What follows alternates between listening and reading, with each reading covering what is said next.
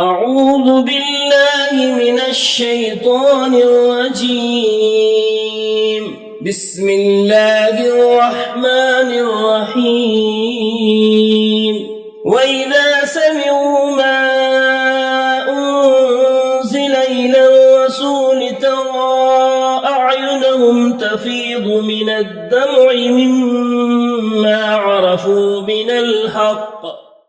السلام علیکم ورحمۃ اللہ وبرکاتہ.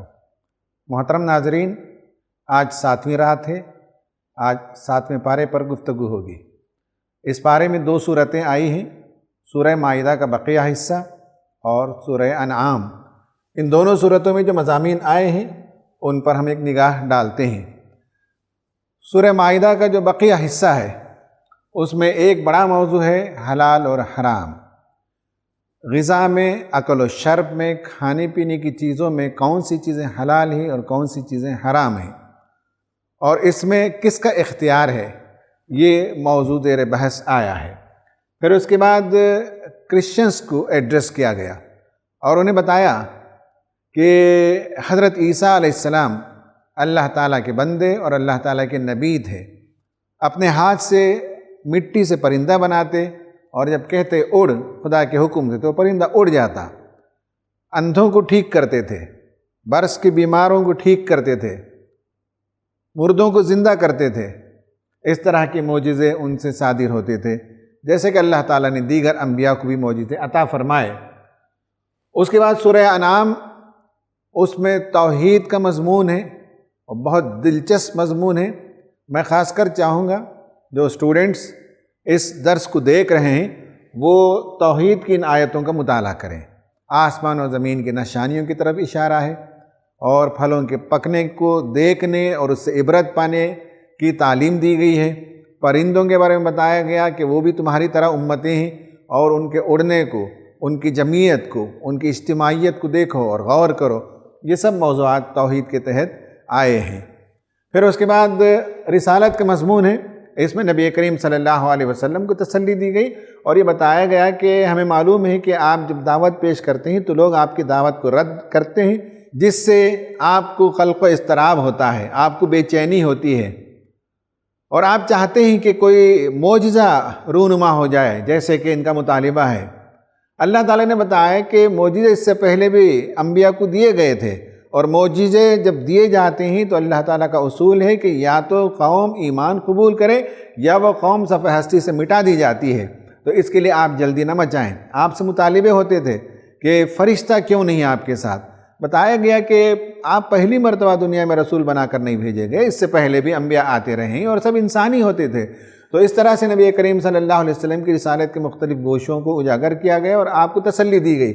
آخرت کا مضمون اس میں تفصیل سے آیا ہے اور یہ بتایا گیا ہے کہ قیامت کا دن وہ ہوگا جب کہ لوگ جہنم کے کنارے بیٹھے ہوئے ہوں گے اور انہیں جہنم کی آگ میں ڈھکیل دیا جائے گا، وہ اپنے کیے کی سزا پائیں گے. اس کا تذکرہ ملتا ہے. اور اس صورت کے اندر اور قرآن میں اور 3-4 مقامات پر وہ جو 10 کمانڈمنٹ جسے کہتے ہیں، احکامات 10، یہ حضرت موسیٰ علیہ السلام کو بھی اللہ تعالیٰ نے تختیوں پر لکھ کر دیے تھے. اور اس طرح کی سملر آیتیں یہاں پائی جاتی ہیں. 10 بڑے بڑے احکام جس میں توحید بنیادی بات ہے اور والدین کا احترام، بعض حلال چیزیں بعض حرام چیزیں، اس کا تذکرہ ہے. اور آخر میں ایک بہت ہی امپورٹنٹ اور دلچسپ بات یہ ہے کہ اسلام اکیڈمک ڈیبیٹ کو پروموٹ کرتا ہے. حضرت ابراہیم علیہ السلام نے اپنی قوم کے ساتھ جو گفتگو کی، قوم مشرک تھی، شرک میں وہ مبتلا تھی. کبھی سورج کی پوجا کرتے تھے، کبھی چاند کی پوجا ہوتی تھی، کبھی اصنام پرستی کرتے تھے. تو حضرت ابراہیم علیہ السلام نے توحید کی دعوت کو ڈائلاگ کے ذریعے سے پیش کیا. اور ڈائلاگ کا کیا اصول ہے، ڈسکشن کیسے کیا جاتا ہے، ڈیبیٹ کیسے کیا جاتا ہے، اس کے پرنسپلز کیا ہیں، اس کے اصول کیا ہیں، اور کس طرح سے سامنے والے کو اپنی بات کی طرف قائل کر سکیں، اپنی بات کی طرف اسے موڑ سکیں. یہ ڈیبیٹنگ سکل آپ دیکھ سکتے ہیں حضرت ابراہیم علیہ السلام کی گفتگو میں. خواتین و حضرات، اس پارے میں جو مضامین زیر بحث آئے ہیں ان پر گفتگو کے بعد اب ہم آج جس کی پر بات کرنا چاہتے ہیں وہ انڈرسٹینڈنگ دی فلاسفی آف حلال اینڈ حرام، اسلام میں حلال اور حرام کا کیا تصور ہے، اس کے پیچھے کیا حکمت ہے، یہ آج ہمارا موضوع ہے۔ اس پارے کی شروعات میں اللہ تبارک و تعالیٰ نے فرمایا یا ایھا الذین آمنوا لا تحرموا طیبات ما احل اللہ لکم ولا تعتدوا ان اللہ لا يحب المعتدین وکلوا مما رزقکم اللہ حلالا طیبا واتقوا اللہ الذی انتم بہ مؤمنون۔ کہا اللہ تبارک و تعالیٰ نے کہ یا ایھا الذین آمنوا لا تحرموا طیبات ما احل اللہ لکم، اللہ تعالیٰ نے جو چیزیں تمہارے لیے حلال کی ہیں انہیں حرام کرنے کا تمہیں کوئی اختیار نہیں ہے۔ لوگ اپنے ذوق سے اللہ تعالیٰ کی حلال کردہ چیزوں کو حرام کر لیتے، اس سے منع کیا گیا۔ اور اس کے بعد یہ بتایا گیا کہ اللہ تعالیٰ نے جو حدود حلال و حرام کے لگا دیے ہیں ان حدود کو تجاوز نہ کرو، اس سے آگے نہ بڑھو، اور اگر تم مومن ہو، تقوی کی زندگی اختیار کرتے ہو تو اللہ تعالیٰ کے بتائے ہوئے راستے پر چلو۔ تو قرآن کا یہ بیسک اصول ہے۔ پھر یہ کہا گیا وَكُلُوا مِمَّا رَزَقَكُمُ اللَّهُ حَلَالًا طَيِّبًا۔ ہم آگے کی سلائیڈ میں حلالًا طیبہ پہ بات کریں گے۔ انسان کو دونوں چیزوں کا اختیار نہیں ہے، حرام کو حلال کرے اس کا بھی اختیار نہیں ہے، حلال کو حرام کر لے اس کا بھی اختیار نہیں ہے۔ جو اللہ تعالی نے تمہیں حلال چیزیں دی ہیں انہیں کھاؤ، ان سے استفادہ کرو۔ اب آپ ان اصولوں کو دیکھیے کہ آج کی دنیا میں خوراک، فوڈ ہیبٹس، اس کے نتیجے میں انوائرمنٹ پر کیا کیا اثرات مرتب ہوتے ہیں۔ ابھی ہم 2 سال کووڈ کے مسئلے سے جوجھ رہے تھے، اور ہمیں معلوم ہے کہ کووڈ کی شروعات کہاں سے ہوئی۔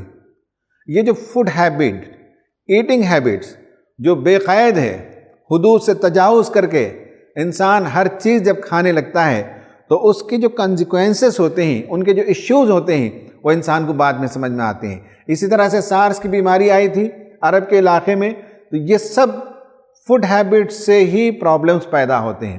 پھر ادھر دلی کے آس پاس نارتھ انڈیا کے علاقے میں فصل کی کٹائی کے بعد دیوالی سے ذرا پہلے فصل کے جو بقیہ جات ہوتے ہیں انہیں جلایا جاتا ہے، اس کے نتیجے میں پورے علاقے میں انوائرمنٹل پولیوشن ہوتا ہے۔ کہنے کا مطلب یہ ہے کہ انسان جو کچھ کھاتا ہے، اس کے جو فوڈ ہیبٹس ہیں، اس کا امپیکٹ کلچر پر پڑتا ہے، اس کا امپیکٹ ہیلتھ پر پڑتا ہے، اس کا امپیکٹ انوائرمنٹ پر پڑتا ہے۔ اس لیے فوڈ ہیبٹ کوئی معمولی چیز نہیں ہے، اس کا بہت ہی ہمہ گیر اثر ہوتا ہے۔ حلال و حرام کی اگر پابندی کی جائے تو ان اثرات کو کم کیا جا سکتا ہے، انسانیت کے لیے مفید راستے پیدا ہو سکتے ہیں۔ پہلی بات تو یہ ہے، human eating habits is influenced by living ethical values. Quran also teaches ethical guidelines in consuming food. اگر ethical values کا خیال رکھا جائے کہ کیا کھانا ہے، کیا پینا ہے، کیا چیزیں نہیں کھانی ہیں، کیا چیزیں نہیں پینی ہیں، اس کے کچھ سٹینڈرڈز اللہ تعالیٰ نے دیے، اور اس کی روشنی میں پھر کچھ اور چیزوں کو بعد میں قیاس کے طور پر ہمارے فقہاء نے بتایا۔ اگر ان ایتھیکل ویلیوز کا خیال رکھا جائے تو پھر انسانی سماج کے اندر وہ مسائل پیدا نہیں ہوں گے جس کا ذکر اوپر آیا ہے۔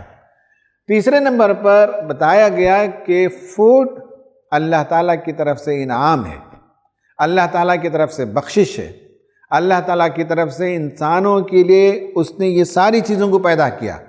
قرآن نے کہا فَلْيَنْظُرِ الْإِنسَانُ إِلَىٰ طَعَامِهِ، انسان جو کھاتا ہے اس پر غور کرے، ہم نے کیسے کیسے اس کے لیے انتظامات کیے ہیں۔ اَنَّا صَبَبْنَا الْمَاءَ صَبًّا ثُمَّ شَقَقْنَا الْأَرْضَ شَقًّا، موسلا دھار بارش ہم برساتے ہیں، زمین پانی کو جذب کرتی ہے، زمین شق ہو کر اس میں سے بیج باہر نکلتا ہے اور ایک کونپل نکلتی ہے، ایک چھوٹا سا پودا نکلتا ہے، پھر وہ گدرانے لگتا ہے، پھر موٹا ہونے لگتا ہے، تناور ہونے لگتا ہے، پھر بڑا شجر سایہ دار بھی ہو جاتا ہے۔ یہ سب چیزوں کو غور سے دیکھنے کے لیے اسلام تعلیم دیتا ہے۔ پھر اس کے بعد every thing is made for you, آسمان و زمین میں جتنی چیزیں ہیں وہ سب تمہارے لیے مسخر کی گئی ہیں، تمہاری خدمت میں لگا دی گئی ہیں۔ تو کھانے پینے کی چیزیں یہ بھی اللہ تعالیٰ نے ہمارے لیے اتاری ہیں۔ البتہ یہ ہے کہ ان میں جو قوانین ہیں ان کی پابندی کی جائے، ان کا لحاظ رکھا جائے، تو پھر انسانی معاشرہ مسائل سے دوچار نہیں ہوگا۔ Through food, a Muslim can get closer to God. کھانے سے انسان خدا کی قربت حاصل کرتا ہے، خدا سے قریب ہوتا ہے۔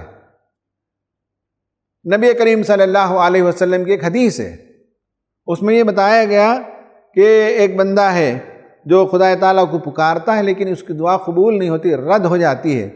تو بتایا کہ جس کا کھانا حرام، جس کا پینا حرام، جس کا لباس حرام، اس کی دعا کیسے قبول ہو سکتی ہے؟ تو حرام کھانے سے اللہ تعالیٰ سے دوری ہو جاتی ہے، اللہ تعالیٰ دعاؤں کو نہیں سنتا۔ اور حلال کھانے کے سلسلے میں انبیاء کے بارے میں بتایا گیا کہ وہ حلال روزی کھاتے تھے۔ تو حلال کھانے کے سلسلے میں یہ تعلیمات ہیں، حلال اینڈ حرام از اے رائٹ آف گاڈ۔ کیا حلال ہے، کیا حرام ہے، یہ توحید کا حصہ ہے، یہ خدا کا حق ہے، وہ ڈیفائن کرتا ہے، وہ بتاتا ہے، اور اس کی بنیاد پر ہم کچھ چیزوں کو حرام سمجھتے ہیں، کچھ چیزوں کو حلال سمجھتے ہیں۔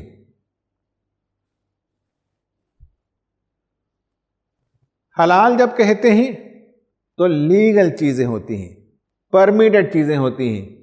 حرام جب کہتے ہیں تو یہ ہے رے میم کے مادے سے بنا ہے، اس سے بہت سے الفاظ مشتق ہوتے ہیں، اور حرام کا مطلب ہے ریسٹرکشن، حرام کا مطلب ہے پابندی، حرام کا مطلب ہے بندش۔ اور کھانے پینے میں حرام تو اللہ تعالیٰ نے بندش لگا دی۔ کعبۃ اللہ کو بھی حرام کہا جاتا ہے، وہ حرمت ہے، وہاں لڑائی نہیں کی جا سکتی، وہاں سوء ادب نہیں کیا جا سکتا، وہاں خون خرابہ نہیں کیا جا سکتا، وہاں بندش ہے۔ اسی طرح حرام رشتے، وہ بندش ہے، وہاں پابندی ہے، وہاں نہیں جا سکتے۔ تو اسی طرح سے حرام جب کھانے پینے میں کہتے ہیں تو وہ بندشیں ہیں، وہ پابندیاں ہیں۔ اور ہمارے نوجوانوں کو معلوم ہونا چاہیے کہ جتنی چیزیں اللہ تعالیٰ نے پیدا کی سب حلال ہیں، اور حرام کی فہرست بہت مختصر ہے، ریسٹرکٹڈ ہے، کچھ چیزیں ہیں، باقی سب چیزیں حلال ہیں۔ پھر انسان اپنی عقل سے، اپنے تجربے سے بہت سی چیزوں کو فائنڈ آؤٹ کیا، اس نے اپنے ذوق کے حساب سے بہت سی چیزوں کو فائنڈ آؤٹ کیا، یہ آگے ہم بتائیں گے۔ تو حلال اور حرام اور طیب یہ ایک اور اصطلاح ہے، چونکہ میں نے ابھی جو آیت پڑھی ہے اس میں کہا کہ حلالاً طیبہ، طیب چیزیں کھاؤ، طیب چیزیں some thing really good and nutritious food, وہ تمام چیزیں طیب ہیں جو انسان کو جسم کی ضروریات کے لیے جو غذا فراہم کر سکے، جو پروٹینز اور منرلز جتنی چیزیں چاہیے انسان کو وہ فراہم کرے، کھانے میں لذیذ ہو اور لذت ہو، اور اس کا امپیکٹ انسان کے عقل پر، اخلاق پر کوئی نیگیٹو امپیکٹ نہ پڑے، کوئی برے اثرات نہ پڑے، وہ ہیں طیب۔ اور طیب جو ہے، آگے ایک لفظ استعمال ہوا ہے طاہر بھی، یعنی ظاہری طور پر بھی وہ چیز پاک ہو اور باطنی طور پر بھی وہ چیز پاک ہو۔ یہ چار اصطلاحات حلال، حرام، طیب اور طاہر کے اصطلاحات قرآن میں ہمیں ملتے ہیں۔ قرآن نے کہا یا ایھا الذین آمنوا لا تحرموا طیبات ما احل اللہ لکم ولا تعتدوا ان اللہ لا يحب المعتدین، تو اس میں پھر کہا گیا آگے حلالاً طیبہ، حلالاً طیبہ کو ڈیفائن کیا گیا، اور یہ گفتگو ہماری فلسفی آف حلال اینڈ حرام میں حلالاً طیبہ کو سمجھنا ضروری ہے۔ حلالاً طیبہ میں پہلی چیز یہ ہے کہ حلال اور طیب وہ چیزیں ہیں جس کا لیگل کرائیٹیریا ہے، قانونی طور پر، قانونی معیار پر، جسے اللہ نے طے کر دیا، جسے رسول نے طے کر دیا، اور ان بنیادوں پر شریعت کے مقاصد کی روشنی میں اور بہت سی چیزوں کو بھی حلال و حرام کی فہرست میں شامل کیا گیا۔ اور اس پر ہم گفتگو کر چکے ہیں 2 دن پہلے، مقاصد شریعت کی کیا اہمیت ہے، اور لیگل کرائیٹیریا وہ چیزیں ہیں۔ اس کے علاوہ لاجیکل کرائیٹیریا، بعض چیزیں لیگل تو نہیں لیکن لاجیکل انسان منطقی طور پر، منطقی معیار پر طے کرے گا کہ کیا چیزیں کھانے کی ہیں، کیا چیزیں نہیں کھانے کی ہیں۔ انسان کو معلوم ہے کہ ہاتھی کھانے کی چیز نہیں ہے، شیر کھانے کی چیز نہیں ہے، اس کی فہرست تو آپ کو قرآن اور حدیث میں نہیں ملے گی، لیکن لاجیکل انسان سمجھ سکتا ہے، اور یہ سب ڈیرائیو کیا گیا ہے شریعت کے احکام کی روشنی میں۔ اس جگہ رک کر ہم پوچھتے ہیں ایک سوال، انکارا یونیورسٹی کے پروفیسر ڈاکٹر اسرار احمد صاحب سے کہ اکل و شرب میں حلال و حرام کی حکمت کیا ہے؟ بسم اللہ الرحمن الرحیم۔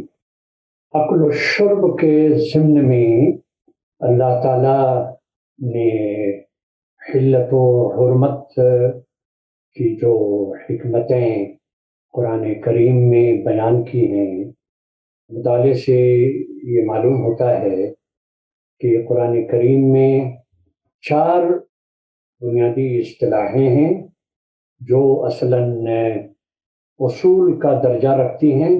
یہ اصول یا اصطلاحات اصلاً حکمت ہیں، سبب ہیں، علت ہیں کہ کھانے پینے کی اشیاء کو اللہ تعالیٰ نے حرام کیوں کیا ہے اور حلال کیوں کیا ہے۔ سب سے پہلی اصطلاح اس ضمن میں جو قرآن کریم میں ہمیں جا بجا ملتی ہے وہ ہے طیبات۔ مختلف مقامات پر اس کا ذکر آیا ہے، مثلاً سورہ المائدہ کی آیت نمبر 4 میں مذکور ہے يَسْأَلُونَكَ مَاذَا أُحِلَّ لَهُمْ قُلْ أُحِلَّ لَكُمْ طَيِّبَاتٌ، یعنی طیبات ان کے لیے حلال کی گئی۔ ابھی میں اس کی شرح نہیں کروں گا۔ اسی طرح دوسری اصطلاح قرآن کریم کی اکل و شرب کی حلت و حرمت کی حکمت کے ضمن میں وہ ہے خبائث۔ سورہ الاعراف کی آیت نمبر 157 میں نبی کریم صلی اللہ علیہ وسلم کے بعض ذمہ داریوں اور ان کے فرائض کا ذکر ہے۔ ان میں سے ایک فرض یہ ہے وَيُحِلُّ لَهُمُ الطَّيِّبَاتِ وَيُحَرِّمُ عَلَيْهِمُ الْخَبَائِثَ۔ وہ یعنی نبی کریم صلی اللہ علیہ وسلم لوگوں کے لیے طیبات کو حلال کرتے ہیں اور خبائث کو حرام کرتے ہیں۔ تو دوسری اصطلاح ہے خبائث۔ یہ حکمت ہے اکل و شرب کی حلت و حرمت کے ضمن میں۔ تیسری اصطلاح ہے تقویٰ، جو اس سے جڑی ہوئی ہے۔ میں سورہ الانفال کی آیت نمبر 69 پڑھتا ہوں، 69، جس میں کہا گیا، باری تعالیٰ کا ارشاد ہے فَكُلُوا مِمَّا غَنِمْتُمْ حَلَالًا طَيِّبًا وَاتَّقُوا اللَّهَ۔ غنیمت میں سے جو کچھ بھی تمہیں ملا ہے، جو حلال ہے، جو طیب ہے، اسے کھاؤ اور اللہ کا تقویٰ اختیار کرو۔ یہ تقویٰ بھی ایک حکمت ہے اکل و شرب کی حلت و حرمت کی۔ اور چوتھی اصطلاح ہے تکریم انسانی، جس کا ذکر اللہ سبحانہ تعالیٰ نے سورہ الاسراء کی آیت نمبر 70 میں بیان کیا ہے۔ وَلَقَدْ كَرَّمْنَا بَنِي آدَمَ وَحَمَلْنَاهُمْ فِي الْبَرِّ وَالْبَحْرِ وَرَزَقْنَاهُمْ مِنَ الطَّيِّبَاتِ وَفَضَّلْنَاهُمْ عَلَى كَثِيرٍ مِّمَّنْ خَلَقْنَا تَفْضِيلًا۔ طیبات، خبائث، تقویٰ، تکریم انسانی، یہ 4 حکمتیں ہیں۔ طیبات کہتے ہیں ان اشیاء کو جو خوش شکل بھی ہیں، لذیذ بھی ہیں اور صحت بخش بھی ہیں، جسمانی اعتبار سے بھی اور اخلاقی اعتبار سے بھی۔ خبائث ان اشیاء کو کہتے ہیں جو بد شکل ہیں، غیر لذیذ ہیں، کڑوی ہیں اور مضر صحت ہیں، اخلاقی اعتبار سے بھی اور جسمانی اعتبار سے بھی۔ تقویٰ کا براہ راست تعلق حلالاً طیبہ یا حلال چیزیں کھانے اور پینے کے استعمال کرنے کے ضمن میں واتقوا اللہ کا مفہوم یہ ہے کہ اگر تم حلال اشیاء کا استعمال کرو گے تو تمہیں اس کی توفیق ہوگی، تمہیں اس کی استطاعت ہوگی کہ تم اللہ کا تقویٰ اختیار کر سکو۔ اگر حلال چیزوں کا استعمال نہیں ہو رہا ہے تو تقوی کا حصول ناممکن ہے، ناممکن، مشکل نہیں، ناممکن ہے۔ جس طرح سورہ بنی اسرائیل میں انسانوں کو مکرم قرار دیا گیا، معزز قرار دیا گیا، یعنی تکریم انسانی انسان کا بنیادی منصب ہے، اس کی بنیادی خصوصیت ہے، تو یہ تکریم انسانی کو باقی رکھنے کے لیے ضروری ہے کہ طیبات کا استعمال کیا جائے اور خبائث سے اجتناب کیا جائے۔ والسلام علیکم ورحمۃ اللہ وبرکاتہ۔ تو آپ نے ڈاکٹر صاحب سے سنا کہ کھانے پینے کے معاملے میں اللہ تبارک و تعالیٰ نے جو بندشیں لگائی ہیں ان کے پیچھے حکمتیں ہیں۔ یہ اور بات ہے کہ وہ حکمتیں سمجھ میں آئیں یا نہ آئیں، حرام حرام ہیں، اور حرام چیزوں کو قریب بھی نہیں جانا چاہیے، اور حرام کا استعمال نہیں کرنا چاہیے، حرام سے بچنا چاہیے۔ ڈیٹریمنٹل ٹو ہیلتھ، وہ تمام چیزیں حرام ہیں جو انسانی صحت کے لیے، جان کے لیے نقصان دہ ہو۔ اسی طرح سے موریلٹی کے لیے جو نقصان دہ ہو، اسپرچویلٹی کے لیے جو نقصان دہ ہو، بہت سی چیزیں ایسی ہیں جو سائنٹیفیکلی آپ ثابت نہیں کر سکتے، لیکن اس کا امپیکٹ اسپرچویلٹی پر کیا پڑتا ہے، اس کا امپیکٹ موریلٹی پر کیا پڑتا ہے، اس کو میجر کرنا بہت مشکل کام ہے۔ جیسے سور کھانے کے سلسلے میں ہے، یا اسی طرح سے اور کچھ چیزیں ہو سکتی ہیں جس کے بارے میں آپ ڈیبیٹ کرنا چاہیں تو ڈیبیٹ کر سکتے ہیں، لیکن یہ ہے کہ وہ ڈیٹریمنٹل ٹو ہیلتھ ہو سکتے ہیں، یا ڈیٹریمنٹل ٹو موریلٹی، انسان کی اخلاقیات کے لیے نقصان دہ چیز ہو سکتی ہے، یا انسان کو روحانی طور پر وہ چیزیں متاثر کر سکتی ہیں۔ اسی طرح سے حلال اینڈ حرام لنکڈ وتھ توحید اینڈ شرک، قرآن میں جگہ جگہ یہ بات آئی ہے۔ مشرکین عرب پر کمنٹ کرتے ہوئے بھی وہ یہ ہے کہ حلال اور حرام یہ راست اس کا تعلق ہے شرک سے، بتوں اور دیویوں کے نام پر نذرانے چڑھانا، اس کے کچھ حصے بکرے کرنا، ان میں سے نر اور مادہ کی تقسیم کرنا، یہ بھگوان کا حصہ ہے، یہ ہمارا حصہ ہے، یہ ساری باتیں آگے صورت میں آ رہی ہے۔ تو اس سے معلوم ہوتا ہے کہ حلال و حرام کی بحث کا تعلق شرک اور توحید سے ہے۔ قرآن میں کھانے کے سلسلے میں جو اصطلاحات آئی ہیں وہ یہ چیزیں ہیں، 4 بنیادی طور پر ہے، اور ایک اور لفظ بھی آیا ہے، اور یہ لفظ طعام کے اندر شامل بھی ہے۔ نمبر 1 ہے طعام، کھانا، فوڈ۔ یہ قرآن مجید میں 48 مرتبہ آیا ہے، اور کھانے پینے کے سلسلے میں جہاں بھی ذکر آیا ہے اللہ تعالیٰ نے جو چیزیں دی ہیں وہ اس کے لیے طعام کا لفظ استعمال ہوا ہے۔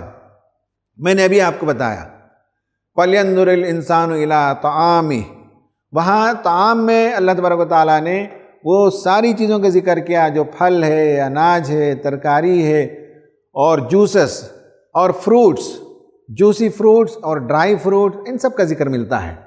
نمبر 2 اکلن، کھانے کے لیے یہ بھی لفظ استعمال ہوا ہے، اس کا مطلب ہے منہ میں نوالا لینا، اسے چبانا اور اسے ہضم کرنا۔ یہ قرآن میں 109 مرتبہ آیا ہے۔ شرب، یہ پینے کے لیے استعمال ہوتا ہے، اور یہ 41 ٹائمز آیا ہے، اور قرآن میں ایک جگہ معلوم ہوتا ہے کہ طعام ہی کا یہ حصہ ہے۔ طالوت اور جالوت کی جنگ کا ذکر جہاں آیا ہے، وہاں طالوت اپنی فوج کو لے جاتے ہوئے جو لفظ استعمال کیا، آج جو پانی نہیں کھائے گا وہ ہمارے ساتھ چلے گا، وہاں عقل اور شرب دونوں لفظ استعمال ہوتا ہے۔ تو پانی پینے کے لیے بھی لفظ استعمال ہوا، اور پانی کھانا بھی لفظ استعمال ہوا۔ لوگوں کو کبھی تعجب ہوتا ہے، لیکن آپ دیکھ لیجئے دوسرے پارے کے آخری صفحے میں یہ بات ملے گی۔ تو یہ اس کا بھی حصہ ہے، اگر آپ الگ سمجھنا چاہیں تو پینے کی چیزیں ہیں۔ پھر اس کے بعد اور 2 اصطلاحات تھیں، ایک ہے مائدہ۔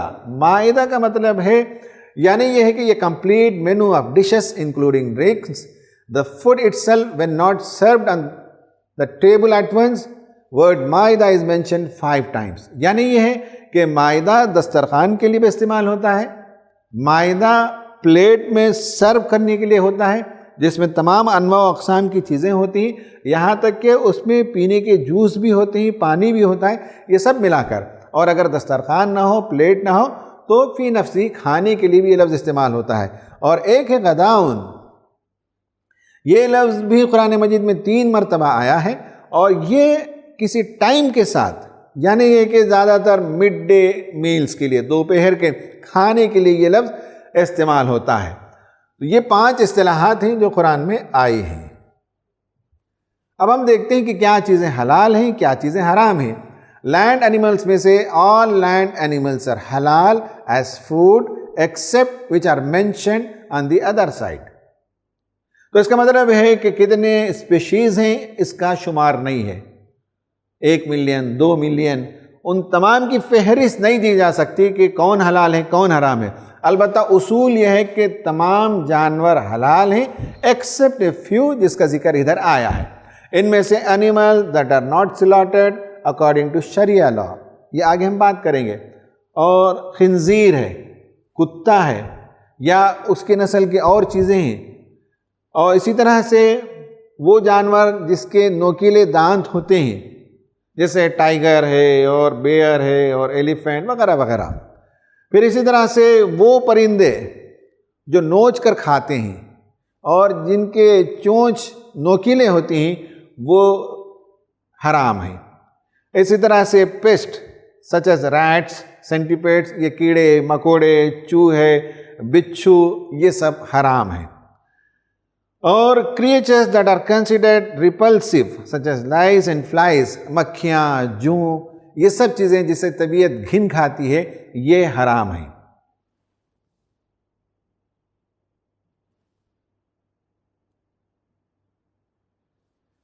اینیملز کے بعد ہم ایکواٹک اینیملز کو دیکھتے ہیں، پانی کے جانور، سمندری جانور۔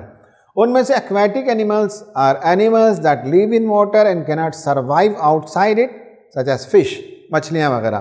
آل aquatic animals are halal except the one given on the other side. سمندر کی تمام چیزیں، تمام جاندار حلال ہیں سوائے کچھ کے۔ اور ان میں سے animals that live both on land and water, جسے ایمفیبینز کہتے ہیں، جیسے کہ مگرمچھ ہے یا ٹرٹلز ہیں یا مینڈک ہیں، یہ سب جو ہے حلال نہیں ہیں۔ اس کے علاوہ باقی سب جتنی مچھلیاں ہیں اس کے بارے میں بعض چیزوں کے بارے میں فقہا کا اختلاف ہے کہ یہ جائز ہے کہ نہیں ہے۔ ہم نے دیکھا کہ اینیملز، لینڈ اینیملز، اس کے بعد ایکواٹک اینیملز، اس کے بعد پلانٹس۔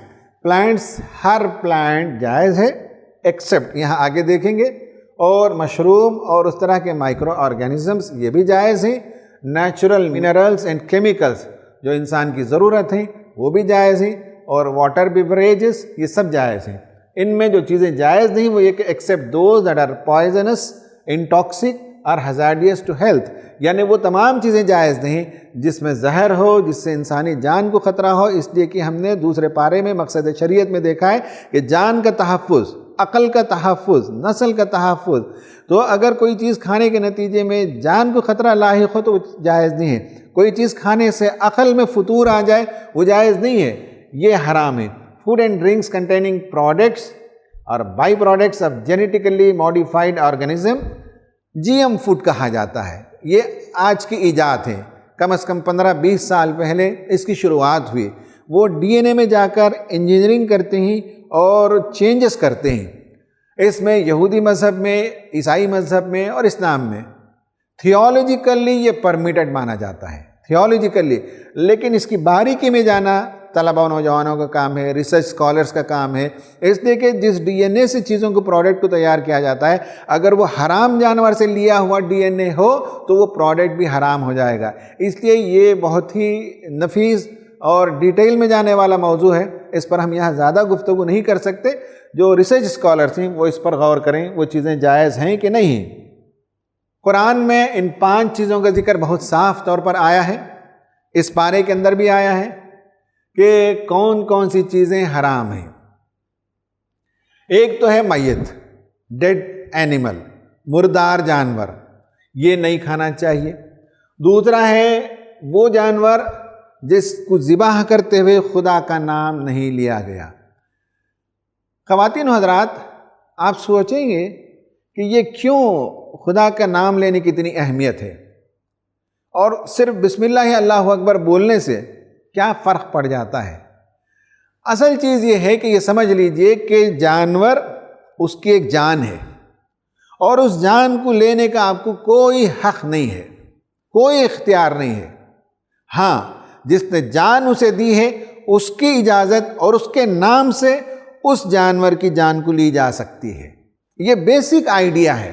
اس لیے جب بسم اللہ اللہ اکبر، اللہ کے نام سے ہم جانور سے یہ کہتے ہیں کہ تمہاری جان کا بھی احترام ہے اور ہماری ضرورت ہے، اور جس نے تمہیں جان دی ہے اس کے حکم سے، اس کے نام سے ہم تمہیں قربان کرتے ہیں، تو جانور بھی اپنے آپ کو سرنڈر کرتا ہے رب کا نام سن کر، خدا کے نام سے جس نے اسے زندگی دی۔ اگر وہ کہتا ہے ختم ہو جاتا تو ختم ہونے کے لیے تیار ہوتا ہے۔ اس لیے خدا کا نام جس پر نہیں لیا گیا وہ گویا کہ اس جان کو لینے کا اختیار ہی نہیں ہے۔ غلط نام لے کر اگر جان اس کی لی گئی ہے، اسے ذبح کیا گیا ہے، تو وہ جانور حرام ہو جاتا ہے۔ اسی طرح سے بہتا ہوا خون، جانوروں کو جب ذبح کیا جاتا ہے تو اس کا جو بلڈ جو بہتا ہے وہ استعمال نہیں کر سکتے۔ اسی طرح سے فلیش آف سوائن، سور کا گوشت، یہ حرام ہے۔ اور پانچویں چیز جو قرآن میں آیا ہے وہ ہے انما الخمر والمیسر والانصاب والازلام رجس من عمل الشیطان فاجتنبوہ لعلکم تفلحون۔ یہ اللہ تعالیٰ نے پہلے نمبر پر کہا کہ انما الخمر، یعنی وہ جس سے خمار پیدا ہو، انٹاکسیکیشن ہو، جس سے عقل فطور میں آ جائے۔ کسی ڈرنک کا نام نہیں لیا، ہر وہ چیز جس سے انسانی عقل میں فطور آ جائے، نشہ طاری ہو جائے۔ پینے سے بھی نشہ ہو سکتا ہے، کھانے سے بھی ہو سکتا ہے، پھونکنے بھی سے ہو سکتا ہے۔ اس لیے خمر کہا گیا جس سے خمار پیدا ہو، جس سے نشہ پیدا ہو۔ تو قرآن نے کہا کہ یہ تمہارے لیے جائز نہیں ہے۔ اس کی حکمتیں قرآن نے آگے بھی بتائی ہیں، کچھ جگہ حکمتیں معلوم ہیں، کچھ جگہ حکمتیں نہیں معلوم ہیں۔ قرآن نے جو کہا کہ فاجتنبوہ لعلکم تفلحون، انما یرید الشیطان ان یوقع بینکم العداوۃ والبغضاء فی الخمر والمیسر ویصدکم عن ذکر اللہ وعن الصلاۃ۔ کہا کہ شیطان چاہتا ہے کہ شراب کے ذریعے سے تمہارے آپس میں لڑائی بھڑائی کر دے، آپس میں تم مٹ بھیڑ ہو جاتے ہو اور غیظ و غضب کا شکار ہو جاتے ہو۔ اور دوسرا یہ ہے کہ ذکر سے، اللہ کی یاد سے غافل کرتا ہے شیطان۔ شیطان کی چاہت ہے انسانی عقل پر پردہ پڑ جائے تو پھر وہ بندہ نہیں رہتا بلکہ وہ شیطان بن جاتا ہے۔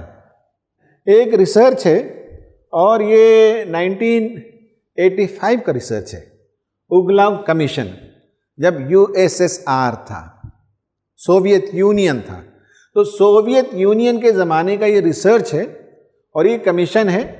اس نے بتایا کہ 40 ملین الکوہولکس پائے جاتے ہیں روس میں یا USSR میں۔ اس میں اوور 1 ملین ڈائی ایچ ایئر۔ وہاں کی سائنس اکیڈمی کا کہنا ہے کہ 1.5 ملین پیپل ڈائی ایوری ایئر، یعنی 15 لاکھ لوگ شراب کی وجہ سے، یا تو اوور کنزمپشن یا شراب کی وجہ سے حادثے کا شکار ہو کر، کسی نہ کسی وجہ سے شراب سبب ہے، اس سے جو موت واقع ہوتی ہے وہ 1.5 ملین ہے۔ ہر پیدا ہونے والے بچوں میں سے 6واں بچہ وہ ہینڈی کیپ پیدا ہوتا ہے، اور اس کا سبب بھی شراب کو بتایا گیا۔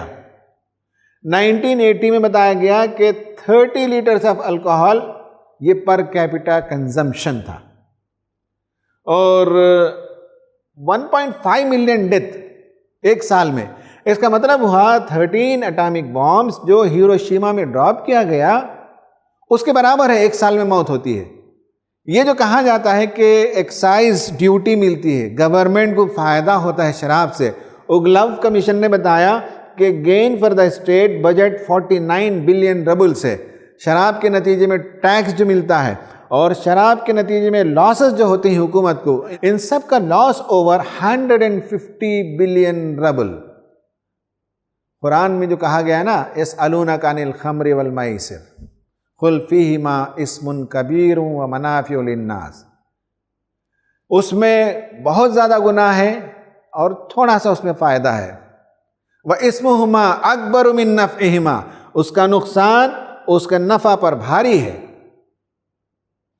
یہ ہے شراب کے سلسلے میں جو سائنسی نقطہ نظر سے میں نے بتایا، یہ سمجھ میں آئے یا نہ آئے، بہرحال شراب حرام ہے۔ آخر میں ہم آتے ہیں ایکٹیویٹی کی طرف۔ During travel what is your attitude towards non veg food? جب آپ سفر کرتے ہیں ٹرین میں، پلین میں، دور دراز کا، تو نان ویج فوڈ لینے کے سلسلے میں آپ کا ایٹیٹیوڈ کیا ہوتا ہے، اس پر آپ کو غور کرنا ہے۔ کیا آپ پوچھتے ہیں؟ کیا آپ سرٹیفیکیشن دیکھتے ہیں؟ یا آپ کو اطمینان نہیں ہوتا ہے تو کوشر میل آپ آرڈر کرتے ہیں؟ کیونکہ کوشر میل 100% شیورٹی کے ساتھ کہا جا سکتا ہے کہ وہ حلال ہے، اور قرآن میں بتایا گیا کہ اہل کتاب کا ذبیحہ تمہارے لیے جائز ہے۔ تو آپ کا کیا ایٹیٹیوڈ ہے، یہ آپ کو غور کرنا ہے۔ Number 2، have you taught your generations about halal and haram? کیا آپ نے اپنے بچوں کو اور نیکسٹ جنریشن کے لوگوں کو اس سے واقف کرایا ہے؟ When you debate with someone do you get emotional? Hazrat Ibrahim علیہ السلام کا میں نے تذکرہ کیا، انہوں نے ڈیبیٹ کیا، تو سوال یہ ہے کہ آپ بھی جب ڈیبیٹ کرتے ہیں تو ایک ڈیبیٹ کا طریقہ ہوتا ہے ریشنلٹی سے، مائنڈ سے ڈیبیٹ کرنا ہوتا ہے، ایک ڈیبیٹ ہوتا ہے ایموشنلٹی سے۔ تو آپ کا کیا طریقہ ہے؟ حضرت ابراہیم علیہ السلام کا طریقہ تو یہ تھا کہ عقل سے، لاجک سے، سائنس سے آپ نے توحید کو ثابت کیا۔ اگر آپ بھی ایسا کرتے ہیں تو دیٹس فائن۔ اگر آپ ڈیبیٹ میں جانے کے بعد فیس بک میں اور سوشل میڈیا میں آپ کی بحث کسی سے ہو گئی اور آپ ایموشنل ہو گئے تو آپ کو غور و فکر کرنا پڑے گا، اور اس پارے میں حضرت ابراہیم علیہ السلام کا جو ڈیبیٹ آیا ہے اسے پڑھنا، اس سے سبق لینا پڑے گا۔ اللہ تعالیٰ سے دعا ہے کہ اللہ تبارک و تعالیٰ ہمیں حلال و حرام کی تمیز عطا فرمائے اور تعدم حیات اس پر کاربن رہنے کی توفیق عطا فرمائے، اور دین کی دعوت جب بھی دوسروں کے سامنے پیش کریں ریشنلٹی کی بنیاد پر، عقل کی بنیاد پر ڈیبیٹ کرنے کی صلاحیت اور ملکہ عطا فرمائے۔ آمین۔ وآخر دعوانا ان الحمدللہ رب العالمین۔